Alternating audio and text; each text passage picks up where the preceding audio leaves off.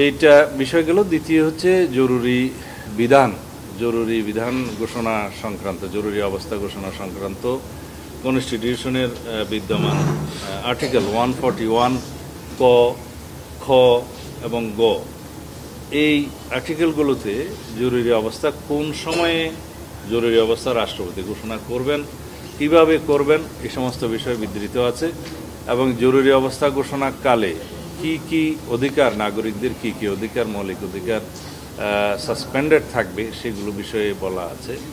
এবং অন্যান্য বিষয়ের মধ্যে সেটা কতদিন জরুরি অবস্থা রাখা যাবে, সংসদে কতদিন পরে সেটা উপস্থাপন করতে হবে, সংসদ বিদ্যমান না থাকলে কি ব্যবস্থা হবে। ইলেকট্রা এয়ার কন্ডিশনার কম বিদ্যুৎ খরচে দেবে অধিক শীতলতা আর সেভিংসও হয়ে যাবে তাই ইত্যাদি বিষয় আছে। এবং এর সাথে আরও 2-3টা ধারা সংযুক্ত করার প্রস্তাব কমিশনের পক্ষ থেকে দেয়া হয়েছে।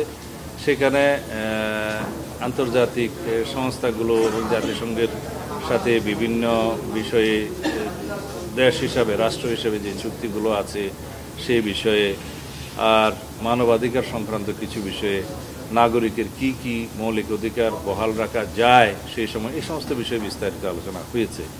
আমাদের মতামত ছিল যে এই বিস্তারিত বিষয়গুলো পরবর্তীতে জাতীয় সংসদে আলোচনা ক্রমে একটা বিস্তারিত ডিবেটের মধ্য দিয়ে সেটা নির্ণয় করা সঠিক হবে। কারণ এটা অনেক বিস্তারিত আইন প্রণয়নের ব্যাপার আছে। এই বিষয়ে হয়তো সংবিধানের এই সমস্ত আর্টিকেলের অনুবলে আইনও প্রণয়ন করতে হতে পারে, তো সেগুলো সেখানেই বিবেচনা করা হবে। তো সুতরাং এই বিস্তারিত পর্যায়ে না যেয়ে আজকে 2টা বিষয়ে একমত হওয়া গেছে। সেটা হলো জরুরি আইনের বিষয়ে, জরুরি বিধান বা জরুরি অবস্থা ঘোষণা সংক্রান্ত যে বিধান আছে সেই বিধানাবলীতে পরিবর্তন এবং সংশোধন আনায়নের ক্ষেত্রে আমরা সবাই একমত হয়েছি, যেহেতু এই জরুরি আইনের ঘোষণা অতীতে কিছুটা অপব্যবহার হয়েছে বলেই সবার অভিমত। দ্বিতীয় হচ্ছে এটার বিষয়ে সবাই একটা প্রতিশ্রুতি দিয়েছে যে জরুরি আইন ঘোষণা যেন কোনোভাবেই রাজনৈতিকভাবে অপব্যবহার করা না হয়, সেই বিষয়ে সবাই একমত হয়েছে। বাকি বিস্তারিত বিষয়গুলো হয়তো আরও একদিন আলোচনা হতে পারে বা নাও হতে পারে। তবে আমাদের প্রস্তাব হলো যে বিস্তারিত আলোচনাগুলো জাতীয় সংসদে আলোচিত হওয়া উচিত এবং জাতীয় সংসদে বিস্তারিত ডিবেটের মধ্য দিয়ে এই গুরুত্বপূর্ণ বিষয়ে বিভিন্ন বিধানে, এটার সংশ্লিষ্ট বিভিন্ন বিধানে পরিবর্তন বা সংশোধন আনা যাবে।